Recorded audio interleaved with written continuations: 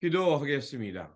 좋으신 아버지 하나님, 오늘도 우리를 향하여 말씀을 들려주시고 또 그 말씀으로 이 아침을 깨우며 또 주님의 선한 뜻을 발견할 수 있게 하시니 감사를 드립니다. 오늘도 우리에게 허락되신 그 말씀 붙들고 좌로나 우로나 치우침 없이 하나님 나라의 의를 향해 살아가는 저희들 될 수 있도록 도와주옵소서. 무엇보다도 이 때와 이 시대를 잘 분별하게 하여 주셔서 하나님의 선한 뜻을 알게 하여 주시고 또 우리들이 하나님 앞에 살아감을 통해서 온전하고 흠없는 자로 바르게 설 수 있도록 날마다 지켜 주옵소서. 결탄코 세상 것과 물질 때문에 하나님을 원망하거나 하나님께 그 잘못된 길을 가는 그런 어리석은 자가 되지 않도록 오늘도 우리를 지켜 주옵소서. 우리 구주 예수 그리스도 이름으로 기도드립니다. 아멘. 오늘 우리에게 주신 말씀은 욥기 2장에서 3장입니다. 본문 읽기는 2장 1절에서 9절입니다. 하루는 하나님의 아들들이 와서 주님 앞에 서고 사탄도 그들과 함께 주님 앞에 섰다. 주님께서 사탄에게 어디를 갔다 오는 길이냐 하고 물으셨다. 사탄은 주님께 땅을 이리저리 돌아다니다가 오는 길입니다 하고 대답하였다. 주님께서 사탄에게 말씀하셨다. 너는 내 종 욥을 잘 살펴보았느냐? 이 세상에 그 사람만큼 흠이 없고 정직한 사람, 그렇게 하나님을 경외하고 악을 멀리하는 사람이 없다. 내가 나를 부추겨서 공연히 그를 해치려고 하였지만 그는 여전히 자기의 온전함을 굳게 지키고 있지 않느냐. 사탄이 주님께 아뢰었다. 가죽은 가죽으로 대신할 수 있습니다. 사람은 자기 생명을 지키는 일이면 자기가 가진 모든 것을 버립니다. 이제라도 주님께서 손을 들어서 그의 뼈와 살을 치시면 그는 당장 주님 앞에서 주님을 저주하고 말 것입니다. 주님께서 사탄에게 말씀하셨다. 그렇다면 그를 너에게 맡겨보겠다. 그러나 그의 생명만은 건드리지 말아라. 사탄은 주님 앞에서 물러나 곧 욥을 쳐서 바닥에서부터 정수리에까지 악성 종기가 나서 고생하게 하였다. 그래서 욥은 잿더미에 앉아서 종기 조각을 가지고 자기 몸을 긁고 있었다. 그러자 아내가 그에게 말하였다. 이래도 당신은 여전히 신실함을 지킬 것입니까? 차라리 하나님을 저주하고서 죽는 것이 낫겠습니다. 아멘. 오늘 본문 말씀은 욥의 두 번째 시험에 관한 말씀입니다. 첫 번째 시험은 욥이 잘 견뎠습니다. 하지만 그 사탄은 그 욥이 그 시험을 잘 견뎠음에도 불구하고 이제 하나님께 나와서 다시 한번 욥을 시험해 달라고 이야기합니다. 그래서 하나님께서는 욥의 생명만은 건드리지 말고 시험해 보라고 또다시 하나님은 허락합니다. 그래서 사탄은 즉시 욥의 건강을 빼앗고 이 모습을 본 아내의 모습은 차라리 그렇게 신실하게 살 바에 하나님을 욕하고 죽으라고 저주하지만 욥은 결코 범죄하지 않습니다. 오늘 본문을 통해서 우리가 알 수 있는 것은 그 사탄이 하나님께 끊임없이 그 욥을 괴롭히기를 요청한다는 것입니다. 또한 그 욥이 소유를 다 잃고 믿음을 지켰지만 사탄은 또다시 욥을 계속해서 그 하나님을 거부할 수 있도록 하나님께 요구하는 것을 볼 수가 있습니다. 그러면서 또 나중에 무슨 얘기를 하냐면 4절에 보면 사탄이 주님께 아뢰었다. 가죽은 가죽으로 대신할 수 있습니다. 사람은 자기 생명을 지키는 일이면 자기가 가진 모든 것을 버립니다. 라고 이렇게까지 요청합니다. 사탄은 또다시 하나님 앞에 또 하나의 제안을 합니다. 가죽으로 가죽을 대신할 수 있다라고 얘기합니다. 이게 무슨 말이냐면 자신의 생명, 자신이 이렇게 지키고 있는 것을 하나님께서 그를 울타리처럼 지켜주셨기 때문이라는 겁니다. 그렇게 만약에 하나님께서 그 울타리를 거두고 간다면, 그래서 그가 극심한 고통에 빠지게 되면 여지없이 하나님을 원망하게 될 것이라고 말하고 또 제안하고 있는 것입니다. 그래서 하나님은 그의 울타리를 거두어 가라고 허락합니다. 온몸에 종기가 나게 하고요. 그런데 하나님은 한 가지 제안을 주셨죠. 그의 생명은 빼앗지 못한다는 것입니다. 자, 이런 고통 중에 온몸이 종기가 나서 그 깨어진 조각으로 자기의 몸을 긁어야만 지낼 수 있고, 그 비참한 그의 모습, 병든 모습을 보자 욥의 아내는 그렇게 신실하게 살 바에는 차라리 하나님을 저주하고 죽으라고까지 말을 합니다. 이 구절의 말씀만 보면 욥의 아내는 참으로 무정한 여인처럼 보입니다. 그런데 그 70인 역이라고 그 번역되어 있는 성경에는 그 욥의 아내가 이 말을 하게 된 배경의 말씀이 더 포함되어 있는 것을 볼 수가 있습니다. 그 말씀 속에는요, 이 구절이 짧지만 이것이 어떻게 더 늘려져 있냐면요, 이렇게 되어 있습니다. 오랜 기간이 지난 뒤에 욥의 아내가 그에게 말했다. 당신은 언제까지 참고만 계실 겁니까? 당신은 보십시오. 내가 구원을 받을 희망을 안고 조금만 더 기다리자라고 말합니다. 보십시오. 세상 사람들은 더 이상 당신을 기억하지 않습니다. 우리의 자식들을 기억하는 사람도 없습니다. 해산의 고통도 애써서 기른 수고도 다 헛것이었습니다.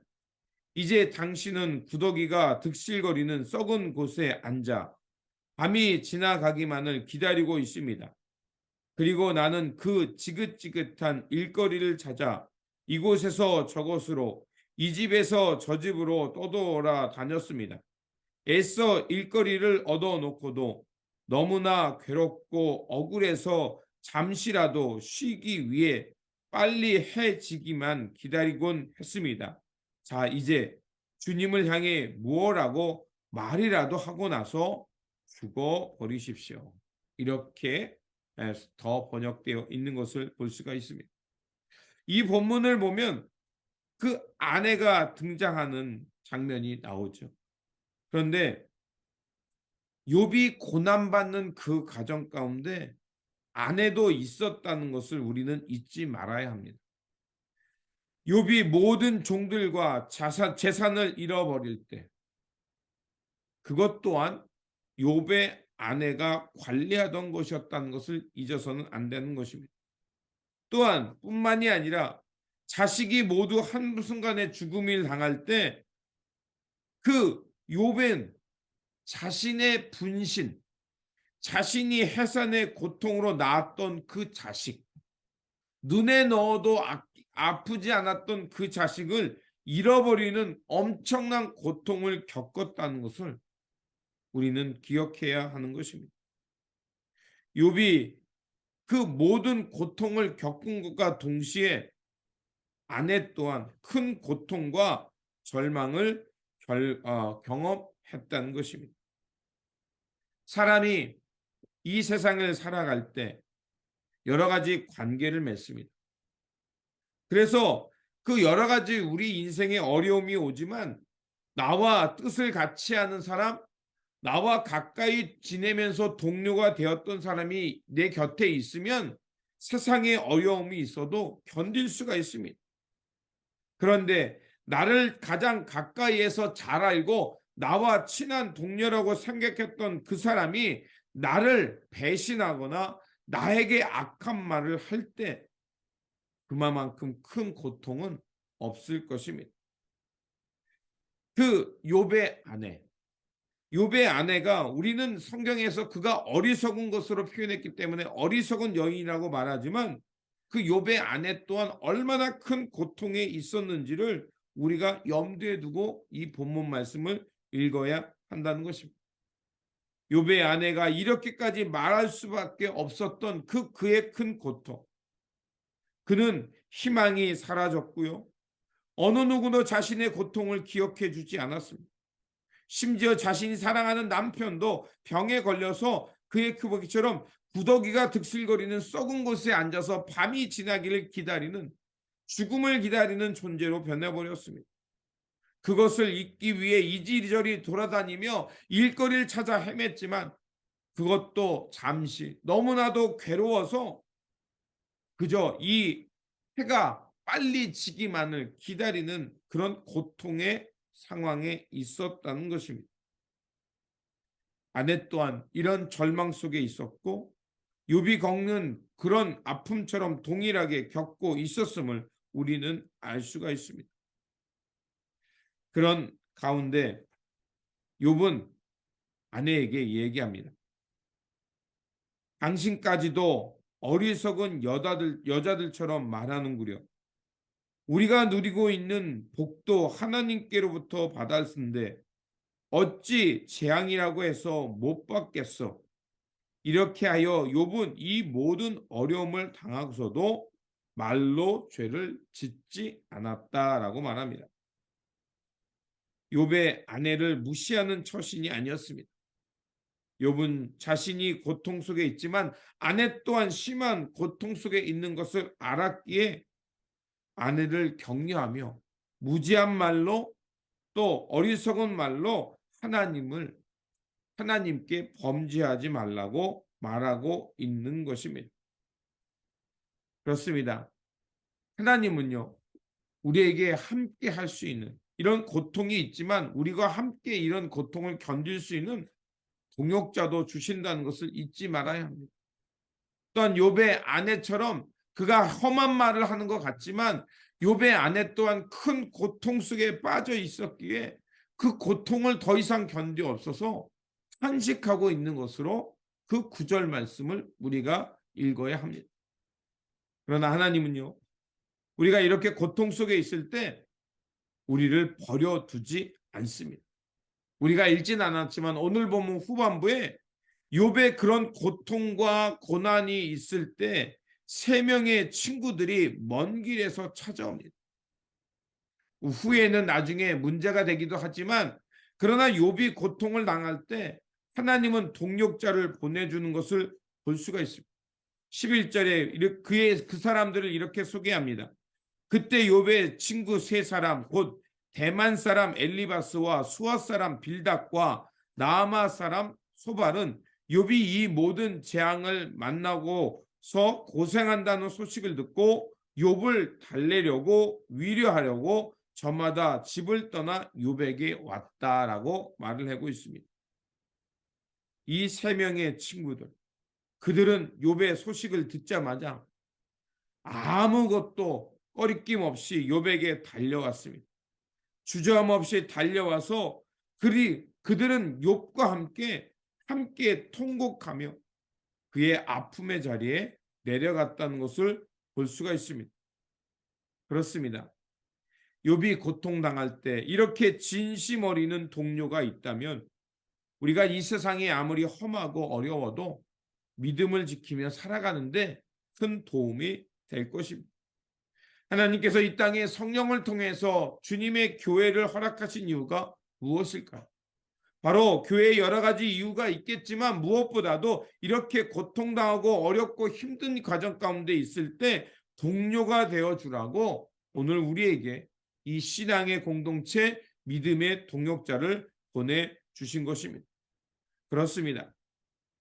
욥이 고통과 절망, 슬픔 속에서 입술조차라도 하나님 앞에 범죄하지 않을 수 있었던 것은 바로 하나님을 먼저 생각하고 하나님이 우리에게 복도 주셨다면 화도 받을 수 있다는 그의 그 어리석음에서 벗어난 지혜의 마음이 있었기 때문에 그는 하나님 앞에 범죄하지 않을 수 있었습니다.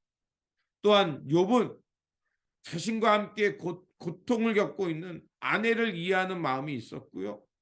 또한 욥이 이 어려움에서 견뎌낼 수 있는 동력자가 옆에 있었기 때문에 그는 이 믿음의 길을 지키며 살아갈 수 있었던 겁니다. 그렇게 오늘도 하나님께서 이 믿음의 동역자를 우리 가운데 보내주셨습니다. 믿음의 공동체를 주셨고요. 나와 함께 고통을 겪으며 감내하는 내 아내와 가족이 있고요. 그리고 내 이웃이 있다는 것을 기억하시기 바랍니다. 이렇게 하나님께서 주신 하나님의 동역자들과 나와 함께 고통을 나눌 수 있는 그 믿음의 동역자들이 있다는 것을 생각한다면 우리는 이 세상에서 세상 도전과 고통과 어려움이 온다 할지라도 우리는 하나님 앞에서 범죄하지 않고 온전한 신앙인으로 살아가게 될 거라 믿습니다.